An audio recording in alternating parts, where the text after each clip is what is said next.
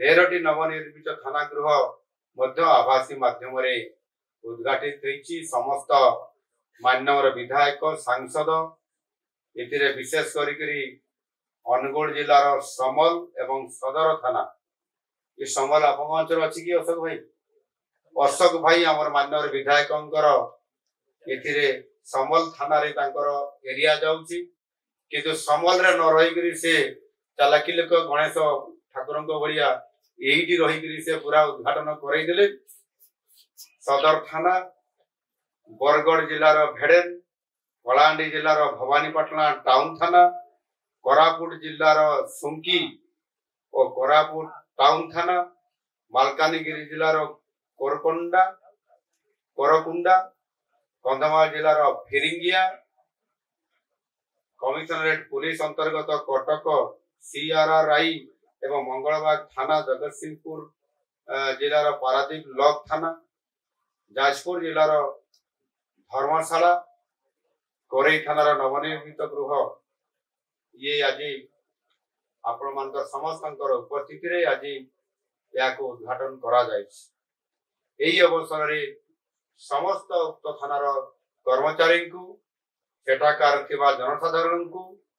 एवं समस्त मान्यवर विधायक एवं सांसद मान को मु पुनर्बार आउथरे अभिनंदन एवं शुभेच्छा जनाउछि। समुदाय 42 कोटी टंकार निर्मित एही 14टी थाना गृह जनसाधारण सेवारे सठिक भाव में नियोजित हब एवं कार्यकारी हम से मु आशा व्यक्त करुछि। प्रत्येक थाना रे भिन्नक्षम मानकर राम्प व्यवस्था बिल्डिंग एवं बाराक सम्मिलनी कोठरी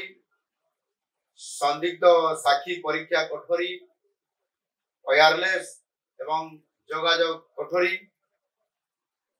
आधुनिक मालखाना रिसेप्शन सेंटर और एवं महिला और शिशु हेल्प डेस्क प्रस्तुत करा जायछि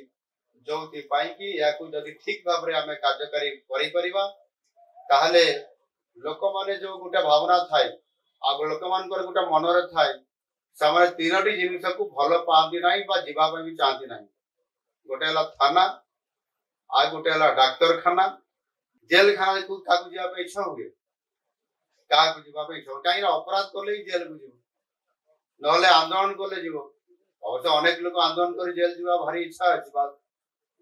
जाइथिबे हमर भाई माने जगन्नाथ भाई माने तो बंधुगण ये नवनिर्मित कोठा उद्घाटन करिबा एवं या को कार्य करिबा अर्थ आमे आईन श्रृंखला परिस्थिति को किबड़ी भाव रे नियंत्रण रे रखिबा एवं ता माध्यम रे प्रतिटी व्यक्ति सब बळे किबड़ी भाव रे सुरक्षा पाई परिबो न्याय पाई परिबो आउ सेथि पाई ताकू किबड़ी भाव रे सुनिश्चित करिबो ये जनसाधारण कल्याण रे लागिबो या को आधार करी आज यह पुलिस मानकर प्रतिटी कर्मचारी समस्त हमको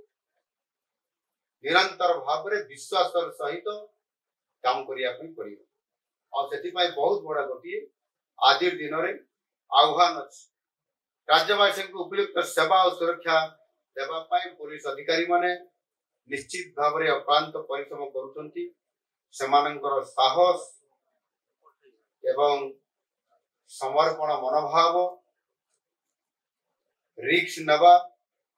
समाज प्रति दायित्वबोधता को निश्चित भाव में आमे केबे हेले हस्तकार करि परिबा नाही।